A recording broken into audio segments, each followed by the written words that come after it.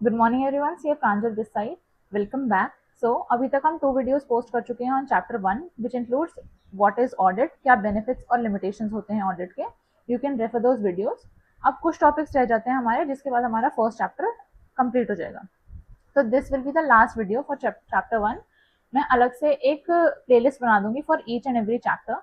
इसके बाद I will try कि मैं एक वीडियो पोस्ट कर पाऊँ जिसमें मैं आपके साथ क्वेश्चन सॉल्व करूँ रिगार्डिंग चैप्टर 1 ओनली। तो लेट्स सी कि हम आज की वीडियो में क्या क्या करेंगे। जो अब हमारे टॉपिक्स रह जाते हैं दोज आर, एक टॉपिक आता है आपका interdisciplinary nature of audit. This is audit. और मैं आपको चैप्टर 1 के नोट्स प्रोवाइड करवा दूंगी। जो भी हमने अभी तक पढ़ा है you will need a proper typed notes, क्योंकि ये राइटिंग तो आपको नहीं समझ आ पाएगी आगे जाके इन फ्यूचर। तो आप वीडियो रेफर करते हुए, क्योंकि इतनी कुछ लंबी वीडियोस हैं नहीं, तो वो रेफर करते हुए आप अपने रिविजन कर सकते हैं। कॉन्सेप्ट इतने क्लियर हो गए होंगे आपके कि आप आंसर कर पाएंगे क्वेश्चन। वो आपको नेक्स्ट वीडियो में क्लियर हो जाएगा कि हाँ हमारे साथ साथ आंसर्स होते जा रहे हैं। तो I will give you proper notes Telegram group पे ही, आप वहां से डाउनलोड कर सकते हैं। एंड जो भी हम नेक्स्ट क्लास में क्वेश्चंस करेंगे that also. Second, scope of audit. Third, assurance engagement. Okay, तो ये हमारे आज के टॉपिक्स रहेंगे। आई विल ट्राई कि मैं टाइम स्टैम्प्स बना दूं इन द वीडियो इटसेल्फ कि आपको जो टॉपिक रिवाइज करना हो इन फ्यूचर ऑल्सो आप सीधे जाके उस टॉपिक को रिवाइज कर सकें। तो let's start with interdisciplinary nature of audit.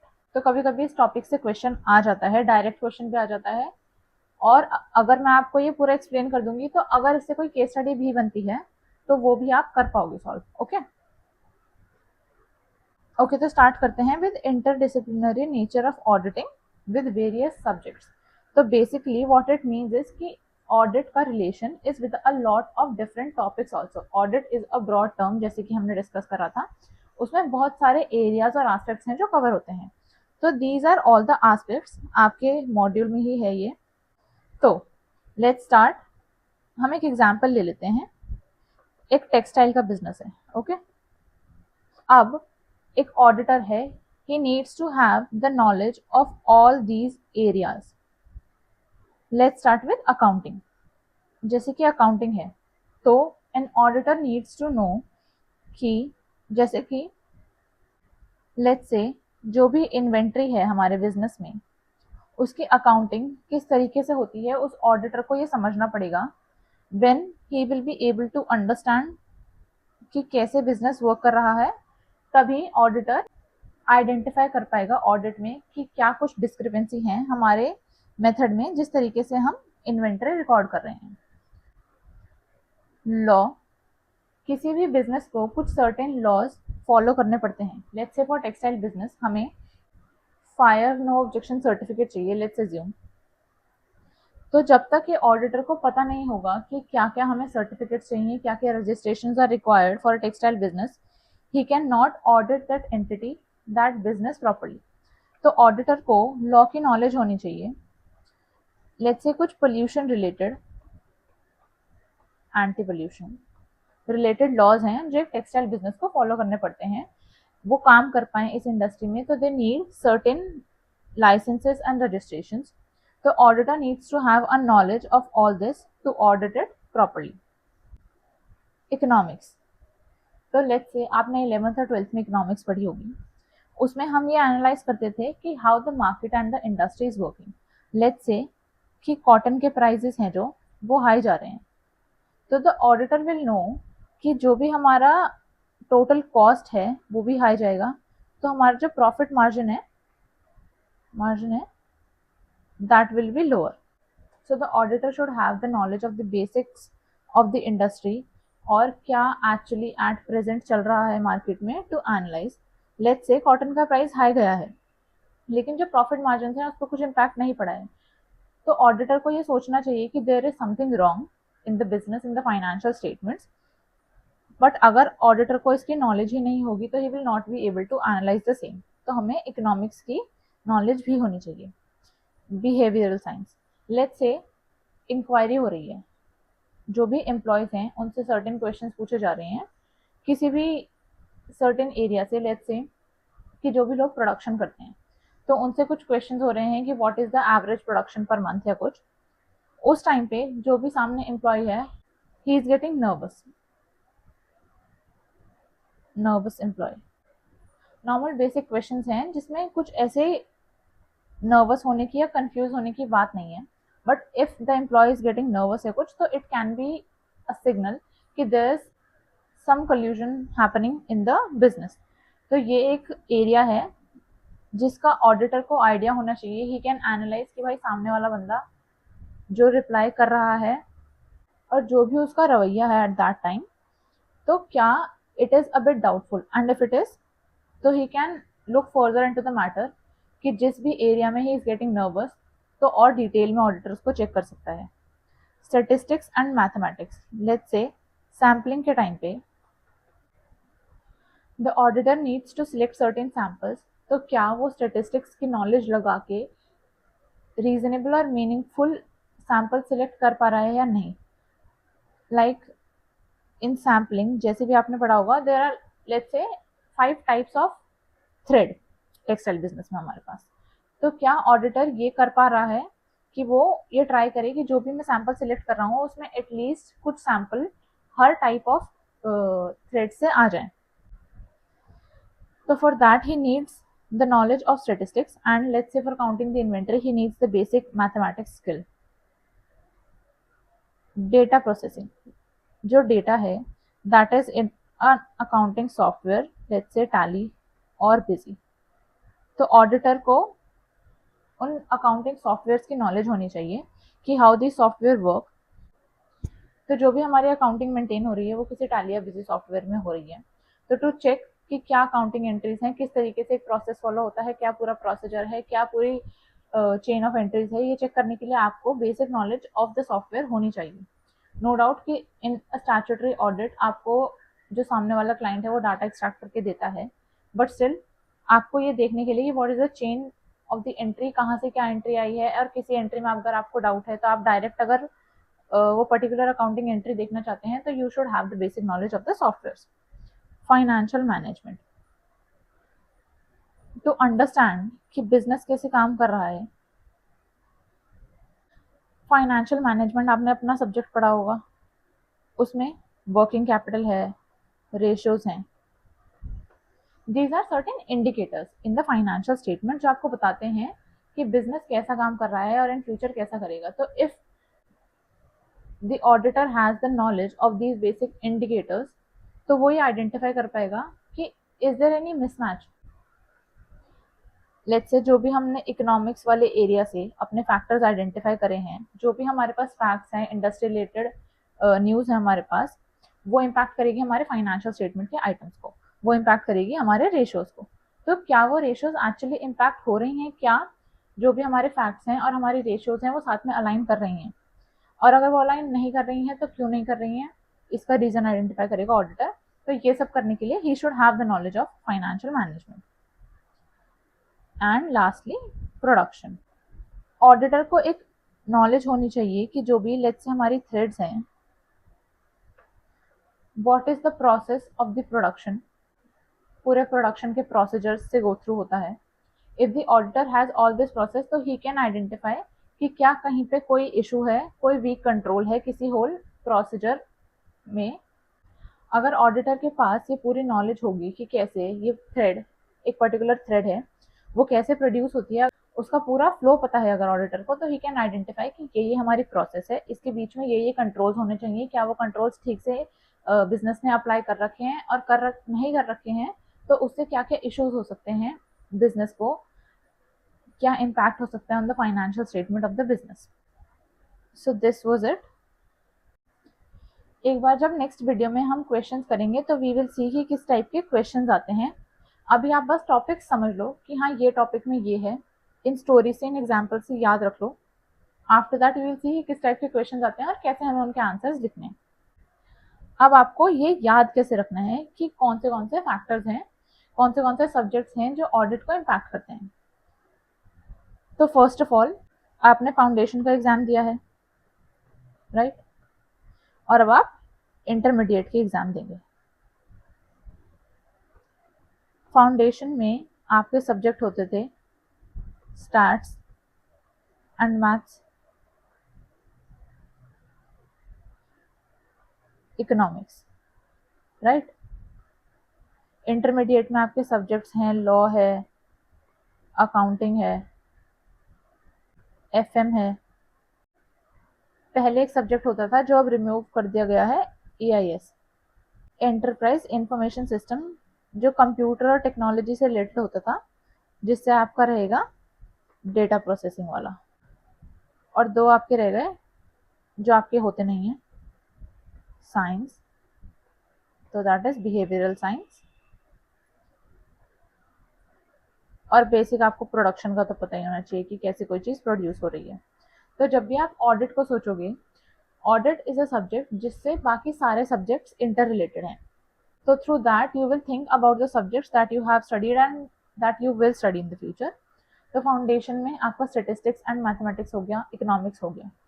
Inter में आपकी अकाउंटिंग हो गई, एफएम हो गई, ईआईएस हो गई which is data processing, and law हो गई। 6, एक जो आपने सब्जेक्ट नहीं पढ़ा है दैट इज साइंस, तो बिहेवियरल साइंस हो गई। एंड ऑल्सो सब कुछ पता होने के लिए, सब कुछ स्टार्ट होने के लिए, बिजनेस स्टार्ट होने के लिए प्रोडक्शन होनी जरूरी है। उसके बिना बिजनेस स्टार्ट नहीं होगा, बिजनेस स्टार्ट नहीं होगा तो ऑडिट नहीं होगी। तो the last one is production. यहाँ पे टॉपिक आपका खत्म होता है। नेक्स्ट आते हैं scope of audit. Scope of audit, scope of audit होता है कि ऑडिट में क्या क्या कवर हो रहा है। ऑल्सो अगर हम ये पढ़ रहे हैं कि ऑडिट में क्या क्या कवर हो रहा है, तो वी शुड ऑल्सो स्टडी कि ऑडिट में क्या क्या कवर नहीं होता है। हम एक ऑडिट कर रहे हैं, we can not do everything. जो भी क्लाइंट बोलेगा कि आप ये भी कर दो वो भी कर दो, तो ऑडिट में सब कुछ कवर नहीं कर सकते हम। तो वी विल स्टडी कि व्हाट इट इंक्लूड्स,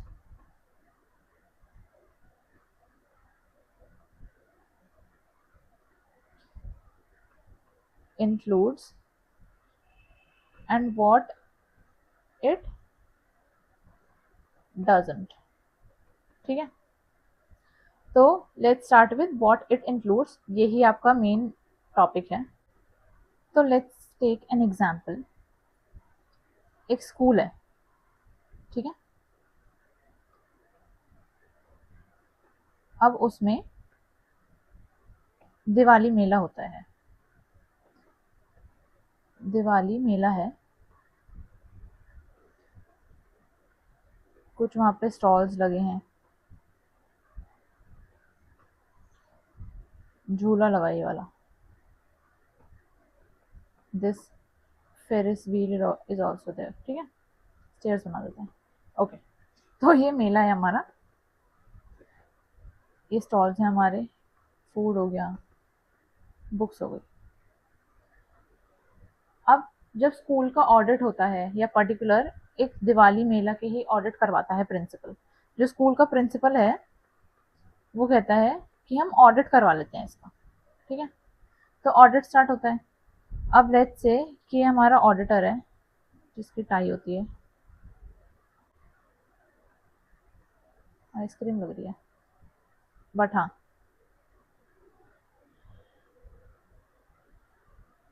तो ये हमारे ऑडिटर हैं mister, let's name him miss.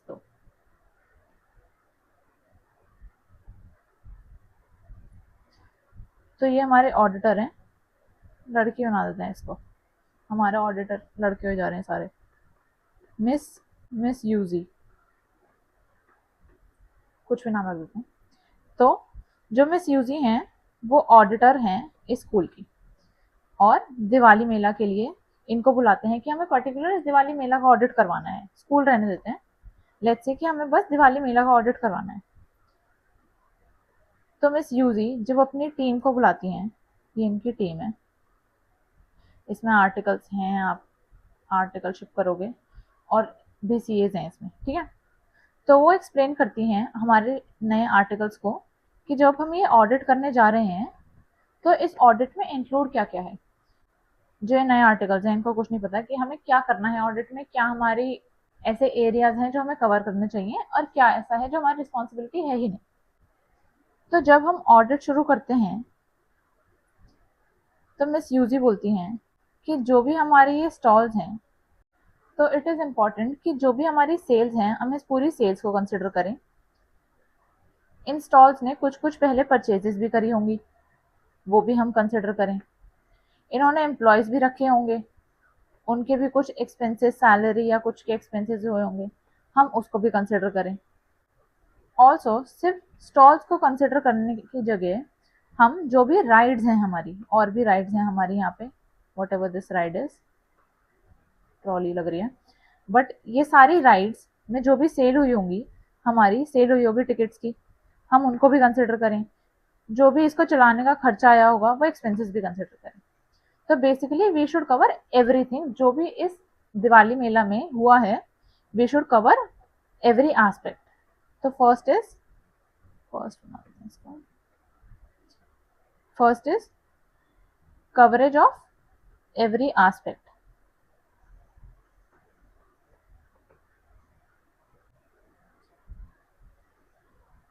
अब जब हम सारे आर्टिकल्स जो हैं वो इनकी सेल्स का ऑडिट कर रहे हैं, तो उस पर हम कैसे रिलाई करेंगे कि इनकी सेल्स एक्चुअली है कितनी? हम देखेंगे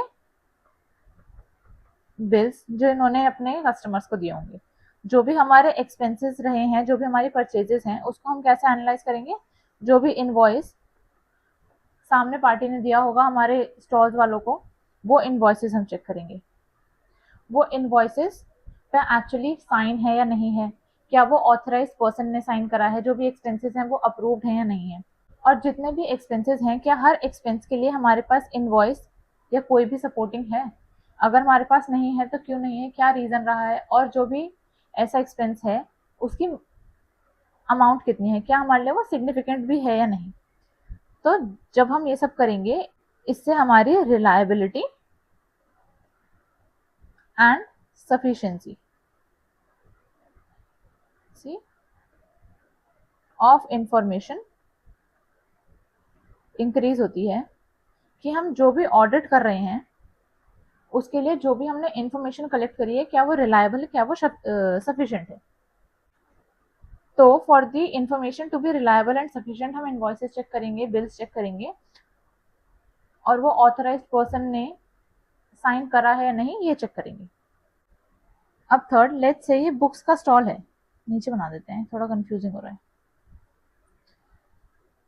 जो हमारा बुक्स का स्टॉल था उसमें क्या है, एक शेल्फ है जिसमें हमारी सारी बुक्स रखी हुई है। ऑल्सो फॉर डेकोरेशन पर्पजेस कुछ हमने फेक बुक्स रख रखी है यहाँ पे। अब जब इन्होंने अपने books of accounts the for audit, books वाले स्टॉल ने, तो इन्होंने बुक्स में ही ये सारी फेक बुक्स इंक्लूड कर रखी थी। अब एक्चुअली होना क्या चाहिए कि जो भी ये फेक बुक्स हैं ये आपके डेकोरेशन वाले एक्सपेंसेस में आनी चाहिए, रादर दैन कि हमने अपनी इन्वेंट्री खरीदी है। तो there should be proper disclosure in the financial statements कि भाई ये एक्सपेंस हमारा डेकोरेशन के लिए था, ये एक्सपेंस हमारा इलेक्ट्रिसिटी के लिए था, ये एक्सपेंस हमारी इन्वेंट्री खरीदी है हमने उसके लिए। तो द थर्ड पॉइंट जो हमें चेक करना चाहिए in an audit is proper disclosure in financial statements. Fourth, let's say इस बुक स्टॉल में एक टेबल थी जो हमने इसी मेले में खरीदी है। अब जो भी मैनेजमेंट है उसने ये टेबल का एक्सपेंस बुक करा है। अब वो ये एनालाइज करेंगे कि क्या हमें इस टेबल का एक्सपेंस पूरा बुक कर देना चाहिए एक ही बार में, क्योंकि ये टेबल सिर्फ इस मेले में यूज होगी, उसके आगे नहीं होगी, या आगे जाके ये किसी और चीज के लिए भी यूज हो सकती है। तो इस फाइनेंशियल स्टेटमेंट में जब हमने ये बुक्स के स्टॉल के लिए फाइनेंशियल स्टेटमेंट बनाई है, क्या हमें ये table as a capital asset दिखानी चाहिए, और अगर हम दिखाएंगे तो इसकी क्या लाइफ लेनी चाहिए। या फिर लेट्स से जो भी हमने बुक्स खरीदी हैं उन बुक्स की सेल हुई नहीं है, तो जो भी हमारी इन्वेंट्री बच गई है हम उसको फाइनेंशियल स्टेटमेंट्स में कैसे दिखाएंगे, हम उसकी वैल्यूएशन किस बेसिस पे करेंगे। तो दीज आर सर्टेन जजमेंट्स जो मैनेजमेंट करती है। अब ऑडिटर का काम क्या है, इन जजमेंट्स को देखना और चेक करना कि क्या ये जजमेंट्स ठीक हैं या नहीं। जो ऑडिटर है he will not make any judgments, judgment बनाना मैनेजमेंट का ही काम है। ऑडिटर विल जस्ट चेक कि जो भी जजमेंट्स हैं बाय मैनेजमेंट इनको चेक करना। फिफ्थ, जो भी ये मेला है ये हो चुका है, खत्म हो गया है मेला, उसके बाद जो भी हमारे पास डाटा है ऑडिटर उस पर काम कर रहा है, तो जो भी ऑडिट के स्कोप में है दैट इज हिस्टोरिकल इन्फो। जो भी ऑडिटर काम करेगा आगे, जो भी वर्किंग्स बनाएगा that will be based on the historical financial information that he has. तो this is included in the scope of audit. And lastly, he will give an opinion कि जो भी एक्सपेंसेस या जो भी हमारा रेवेन्यू है क्या वो ठीक है, जो भी ऑडिटर की फाइंडिंग्स है उस पे ऑडिटर एक ओपिनियन देगा। He will communicate the same to the management. Principal ने ऑडिटर को बुलाया था कि भाई ऑडिट कर, तो he will tell the principal कि भाई ये मेरा ओपिनियन है हमारे दिवाली मेला के ऑडिट के ऊपर। तो जब आप आंसर लिखोगे तो this will be the first point, coverage वाला। Reliability of information will be the second point. Proper disclosure वाला, जजमेंट्स और historical information, these three are the third point, कि हमारा प्रॉपर डिस्क्लोजर होना चाहिए फाइनेंशियल स्टेटमेंट्स में। फाइनेंशियल स्टेटमेंट्स में ये पता चलना चाहिए कि भाई ये जजमेंट्स है मैनेजमेंट की। हिस्टोरिकल इंफॉर्मेशन होनी चाहिए फाइनेंशियल स्टेटमेंट्स में, और उस सब को कवर करके एक फाइनेंशियल स्टेटमेंट बनती है जो स्कोप ऑफ ऑडिट का पार्ट है। And fourth, scope of audit में आता है कि ऑडिटर ओपिनियन देगा। ठीक है, अब एक बार पहले what it does not include देख लेते हैं, उसके बाद फटाफट एक रिविजन कर लेंगे। अब ये थोड़ा खराब हो गया है, मैं एक बार ठीक कर दूँ इसको, रुको। तो अब देख लेते हैं what it does not include. तो जो प्रिंसिपल है वो मिस यूजी से कहता है कि आप ऑडिट कर रहे हो तो आप एक बार हमें ये भी देख के बता दो कि जो ये झूला है फेरिस व्हील हमारा, ये सेफ है कि हम आगे भी जब मेले करवाएंगे, दिवाली मेला होगा तो हम यही झूला यूज करेंगे। तो आप ऑडिट कर ही रहे हो तो एक बार ये भी देख के बता दो कि भाई ये झूला सेफ भी है या नहीं, क्योंकि बच्चे आते हैं and we want to be sure कि हमने सेफ झूले लगवा रखे हैं। जो भी ये फेरिस व्हील है, जो भी ये ट्रॉली है, जो भी है ये, तो क्या ये सेफ है या नहीं है। तो मिस यूजी जो है, हाउ विल शी नो, आप एक ऑडिटर हो, आप जो भी यहाँ पे सब्जेक्ट्स पढ़ रहे हो, क्या आप ये चेक कर सकते हो कि भाई एक फेरिस व्हील सेफ है या नहीं ऑडिट करते हुए? No right.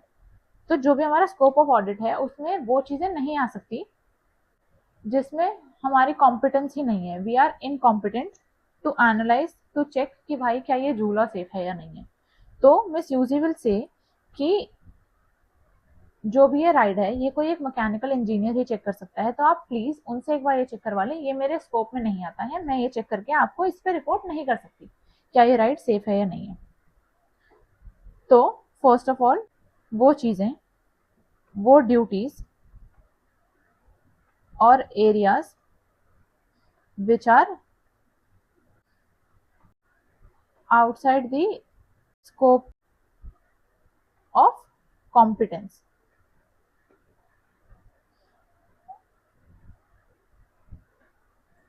ऑफ ऑडिट, तो जो भी हमारे कॉम्पिटेंस का से बाहर का है वो हमारे स्कोप में नहीं आ सकता। सेकंड, फिर प्रिंसिपल कहता है आप एक काम कर दो, जो भी हमारे स्टॉल्स है ना, तो लेट्स से जो फूड वाला स्टॉल है उसमें एक ही बंदा है, उसमें और कोई नहीं है, तो आप एक काम करो अपने आर्टिकल से कह के इसकी ना फाइनेंशियल स्टेटमेंट बनवा दो, इनकी हेल्प करवा दो कि फाइनेंशियल स्टेटमेंट बना दें और आप फिर उसकी ऑडिट कर देना। अब हम वही चीज बना के और हम खुद ही उसकी ऑडिट करेंगे तो ऑब्वियसली सब कुछ ठीक है। तो ये हमारे स्कोप में नहीं है कि हम फाइनेंशियल स्टेटमेंट प्रिपेयर करें।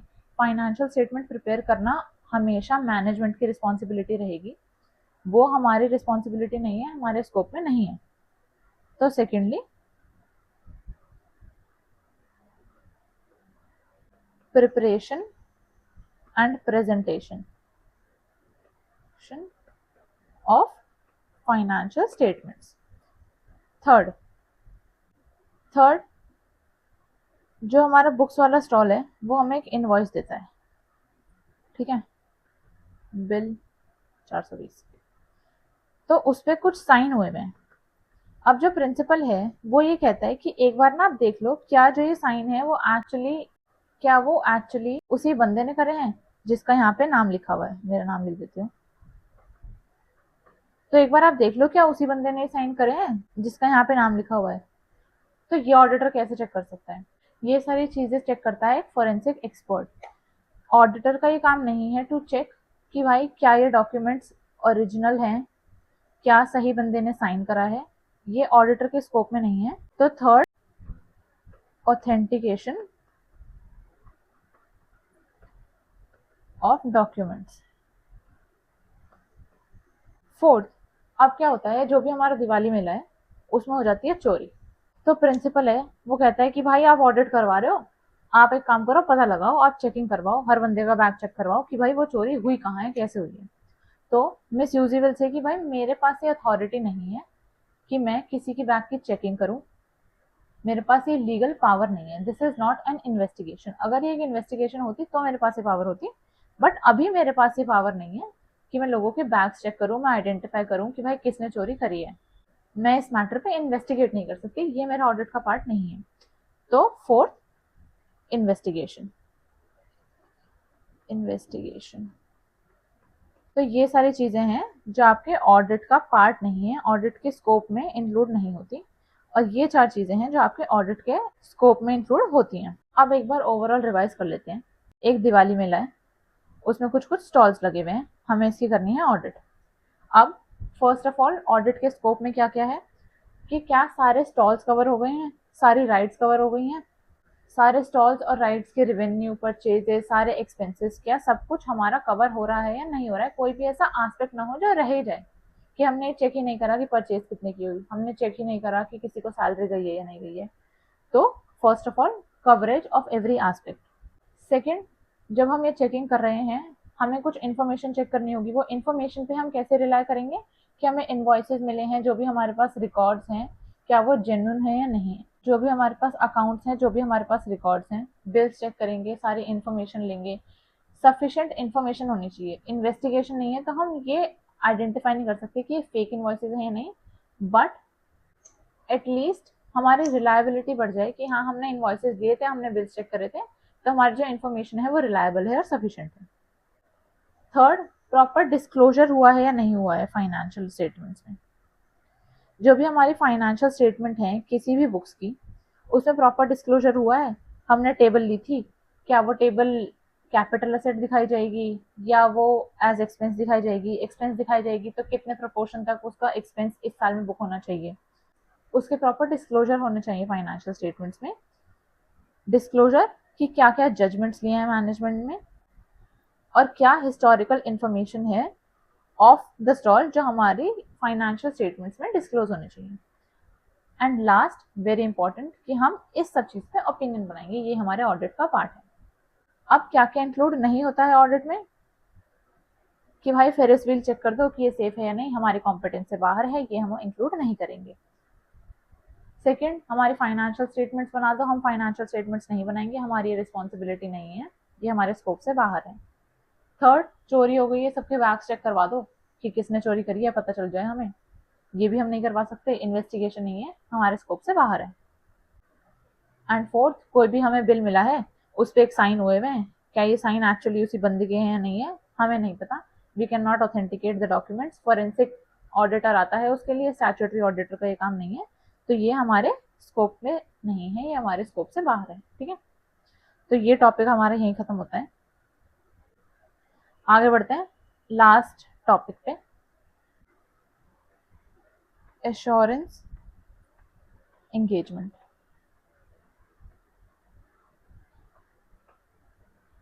ऑडिट क्या है? एक एश्योरेंस एंगेजमेंट है। जो भी ये पूरा प्रोसेस हो रहा है ये किस लिए हो रहा है कि हम जो भी इंटेंडेड यूजर्स हैं, जो भी इस ऑडिट रिपोर्ट को देखेंगे, उनको एक एश्योरेंस मिल जाए कि जो भी फाइनेंशियल इंफॉर्मेशन इस रिपोर्ट में है, इस फाइनेंशियल स्टेटमेंट में है, वो ठीक है, जो भी डाटा इसमें इंक्लूड है वो चेक हो चुका है एक बार, उनको एक एश्योरेंस मिल जाए ऑडिटर से कि भाई ये डाटा चेक हो चुका है, आप इसके बेसिस पे डिसीजंस ले सकते हैं। तो लेट्स से जो ये मेले वाला एग्जांपल ही हम कंटिन्यू करते हैं। इस मेले का ऑडिट हुआ, तो इस दिवाली मेला का ऑडिट हुआ, ये एक एश्योरेंस एंगेजमेंट है। ठीक है, ये पूरा प्रोसेस एक एश्योरेंस एंगेजमेंट है। अब हमें ये पढ़ना है कि इस एश्योरेंस एंगेजमेंट में क्या क्या एलिमेंट्स हैं। सबसे पहले स्टार्ट करते हैं ऑडिट से। ऑडिट किसने करा? ऑडिटर ने। किसने करवाया ऑडिट? प्रिंसिपल ने। और कौन लोग इन्वॉल्व थे? जो भी स्टॉल्स वाले लोग थे, जिन्होंने भी स्टॉल्स बनाए थे, स्टॉल्स लगाए थे, जिन्होंने फाइनेंशियल स्टेटमेंट बनवाई थी, वो। तो एक थ्री पार्टी रिलेशनशिप है, थ्री पार्टी रिलेशनशिप, जो इस एश्योरेंस एंगेजमेंट का पार्ट है। अब ऑडिट हुआ किसका? सब्जेक्ट क्या है? Subject matter. सब्जेक्ट मैटर क्या है? जो भी फाइनेंशियल इन्फॉर्मेशन हमारे स्टॉल्स के थ्रू आई है कि हमारी इतनी सेल्स हुई है, इतनी परचेज हुई है, ये हमारे एक्सपेंसेस थे, ये सब्जेक्ट मैटर है, इसको हम ऑडिट करने वाले हैं। तो इस एंगेजमेंट में सेकेंड एलिमेंट हो गया कि हम ऑडिट करेंगे क्या। थर्ड, लेट्स से कि क्राइटेरिया क्या है, किस बेसिस पे हम ऑडिट कर रहे हैं। लेट्स से स्कूल ने कुछ पॉलिसीज बना रखी हैं कि जो भी दिवाली मेला होगा उसमें इन चीज़ों की सेल हो सकती है। लेट्स से एक स्टॉल लगा हुआ है अल्कोहल का, लिकर का, but according to the school policies हमारे मेले में अल्कोहल का स्टॉल, लिकर का स्टॉल तो होना ही नहीं चाहिए। तो हम जब ऑडिट करेंगे तो we will compare it with the school policies. Actual life में if I give you a real example कि एक कंपनी है, उसको क्या रूल्स एंड रेगुलेशंस फॉलो करने पड़ते हैं, क्या लॉज फॉलो करने पड़ते हैं, उनको जो फाइनेंशियल स्टेटमेंट बनानी है वो शेड्यूल 3 के हिसाब से बनानी है, तो क्या वो एक्चुअली ऐसा बना भी रहे हैं या नहीं। तो जब तक हमारे पास एक क्राइटेरिया नहीं होगा, एक बेंचमार्क सेट नहीं होगा कि किससे हमें कंपेयर करके ये फाइनेंशियल स्टेटमेंट्स चेक करने हैं, तब तक we can not conduct our audit. So this is a part of the complete assurance engagement कि क्राइटेरिया क्या है for this audit, suitable criteria. तो सूटेबल क्राइटेरिया है क्या, ये पता होना जरूरी है। ये पार्ट होता है हमारे एश्योरेंस एंगेजमेंट का। फोर्थ, अब हम जब सब कुछ चेक कर रहे हैं दिवाली मेला में, तो वो चेक हम कर किस बेसिस पे रहे हैं? एविडेंस के बेसिस पे। एविडेंस, एविडेंस के बेसिस पे जो कि सफिशिएंट होना चाहिए एंड अप्रोप्रिएट। अब when I am saying sufficient and appropriate, let's say हमारी 1 लाख की सेल हुई है, तो एटलीस्ट जो भी हम सैंपल सिलेक्ट करें वो एक सब्सटैंशियल पोर्शन कवर कर लें हमारी टोटल 1 लाख की सेल्स का, उसका एविडेंस हमारे पास होना चाहिए। सो दो दैट इज सफिशिएंट। अप्रोप्रिएट कि जो भी डाटा है, जो भी हमारे एविडेंसेस कलेक्ट हुए हैं, क्या वो रेलेवेंट भी हैं, क्या हमें हेल्प होगी actually to check the financial information. अगर हमें हेल्प होगी तो the evidence collected is considered to be appropriate. And fifth, जो मैं बार बार कहती आ रही हूँ कि we need to report the opinion.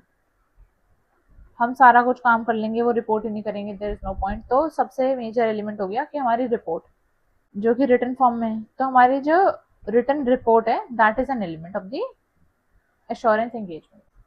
तो ये सारे आपके एलिमेंट्स हो गए एश्योरेंस एंगेजमेंट के। तो हम इसको याद कैसे रखेंगे? ऑडिट कौन कर रहा है, किसका ऑडिट हो रहा है, और कौन ऑडिट करवा रहा है, ठीक है। अब किस चीज का ऑडिट हो रहा है? फाइनेंशियल इंफॉर्मेशन का, ये हो गया हमारा सब्जेक्ट मैटर। किस बेसिस पे हम वो ऑडिट कर रहे हैं, क्या क्राइटेरिया है, किससे कंपेयर कर रहे हैं, वो हो गया आपका सूटेबल क्राइटेरिया। जो हम ऑडिट कर रहे हैं हम उस पर रिलाई कैसे करें? हम एविडेंस कलेक्ट करेंगे, तो आपका सफिशिएंट एंड अप्रोप्रिएट एविडेंस होना चाहिए। और ये सब कुछ करने के बाद we need to give a written report उन लोगों को जिनके लिए ऑडिट हुई है, द स्टेक होल्डर्स, इस एग्जाम्पल में द प्रिंसिपल। तो आपको ये 7 चीजें याद रखनी है, कौन ऑडिट करवा रहा है, किसकी ऑडिट हो रही है, द मैनेजमेंट, कौन ऑडिट करवा रहा है, द प्रिंसिपल, किस चीज की ऑडिट हो रही है, द फाइनेंशियल इंफॉर्मेशन, उसको हम किस बेंचमार्क से चेक करें, सूटेबल क्राइटेरिया, उस पर हम रिलाई कैसे करें, there should be appropriate and sufficient audit evidence, and 7th last कि हमें वो रिपोर्ट करना होगा तो we should give a written report. यहाँ पे आपके elements of an assurance engagement खत्म हो जाते हैं। एक एश्योरेंस एंगेजमेंट में अगर आप अपनी मॉड्यूल देखेंगे तो एक टॉपिक रहेगा difference between reasonable assurance and limited assurance. अभी हम वो टॉपिक नहीं करेंगे, ये हम टॉपिक करेंगे रेलेवेंट एसेज के साथ। जब हम प्रोस्पेक्टिव फाइनेंशियल इंफॉर्मेशन की ऑडिट एंड ऑल पढ़ेंगे उसके साथ हम ये टॉपिक कवर करेंगे। अभी के लिए 2 छोटे से टॉपिक्स हैं, वो मैं इसलिए करवा रही हूँ। वैसे कुछ रिविजन में ऐसा है नहीं कि उसमें एक्सप्लेन करने वाला कुछ नहीं है, बट क्योंकि हम नेक्स्ट वीडियो में क्वेश्चंस करने का सोच रहे हैं कि हम क्वेश्चंस करेंगे आपके साथ, तो इसलिए मैं सोच रही हूँ कि बता देती हूँ। फर्स्ट, ऑडिट, कि ये मैंडेटरी है और नॉट। तो बेसिकली सबके लिए audit is not mandatory, voluntary audit भी करवाते हैं लोग अब, बट लेट्स से कंपनी है, कंपनीज के लिए it is mandatory to get audited. For partnership there is a certain threshold limit, अगर वो क्रॉस करती है तो उसके लिए स्टैट्यूटरी ऑडिट मैंडेटरी हो जाता है। लेट्स से कोई बैंक्स हैं या फाइनेंशियल इंस्टीट्यूशंस हैं जिनसे लोन चाहिए किसी को, तो even they can ask the business कि आप अपना एक बार ऑडिट करवा लो, तो that is also possibility. So it is not mandatory for every business. कुछ क्राइटेरियाज होते हैं कि आप किस टाइप की एंटिटी हैं, क्या आपकी थ्रेशोल्ड लिमिट है, क्या रीजंस हैं आपके ऑडिट करवाने के, ऐसे कुछ फैक्टर्स होते हैं जो इम्पैक्ट करते हैं। तो it is not 100% mandatory for everyone. Second, who appoints the auditor? Appoints, तो लेट्स से एक बिजनेस है, तो जो भी ओनर होंगे इस बिजनेस के, वो जो भी शेयर होल्डर्स हैं वही ओनर्स हैं उस कंपनी के, तो वो एजीएम में अपॉइंट करेंगे एक ऑडिटर को। लेट्स से कोई गवर्नमेंट कंपनी है तो सी&एजी, लेट्स से प्राइवेट कंपनी है, तो जो भी शेयर होल्डर्स होंगे वो एजीएम में अपॉइंट करेंगे हमारे ऑडिटर को। कोई गवर्नमेंट कंपनी है तो सी&एजी अपॉइंट करेगी ऑडिटर को। कोई पार्टनरशिप फर्म है, उसमें पार्टनर्स ओनर हो गए, तो पार्टनर्स अपॉइंट करेंगे ऑडिटर। लेट्स से किसी लॉ की वजह से कोई डिस्प्यूट है, किसी पार्टनरशिप फर्म में कोई डिस्प्यूट है जिसकी वजह से वो कोर्ट में गए। अब कोर्ट ये कह रही है कि क्योंकि इट इज़ वेरी कॉम्प्लिकेटेड तो एक ऑडिट हो जानी चाहिए, तो उस केस में government will appoint the auditor. कि पार्टनर्स के बीच में डिस्प्यूट है तो कोई पार्टनर नहीं चाहेगा कि इसके चॉइस का ऑडिटर सिलेक्ट हो, they will give different options for the auditor कि हमें ये ऑडिटर चाहिए, हमें वो ऑडिटर चाहिए। तो in case of a dispute, for example government, जो भी आप ट्राइब्यूनल में गए हो या किसी में, वहां से उनके थ्रू एक ऑडिटर अपॉइंट हो जाएगा। ठीक है, तो ये 2 छोटे छोटे कॉन्सेप्ट थे जो मैंने सोचा एक बार आपको बता दूं। इसके बाद नेक्स्ट वीडियो में वी विल सॉल्व कुछ क्वेश्चंस जो मुझे लगता है कि एक बार मैं एक्सप्लेन कर दूंगी, एक बार बता दूंगी कि कैसे आंसर राइटिंग हो रही है, तो आपको थोड़ी हेल्प हो जाएगी। तो नेक्स्ट वीडियो में we will do that. Okay, bye.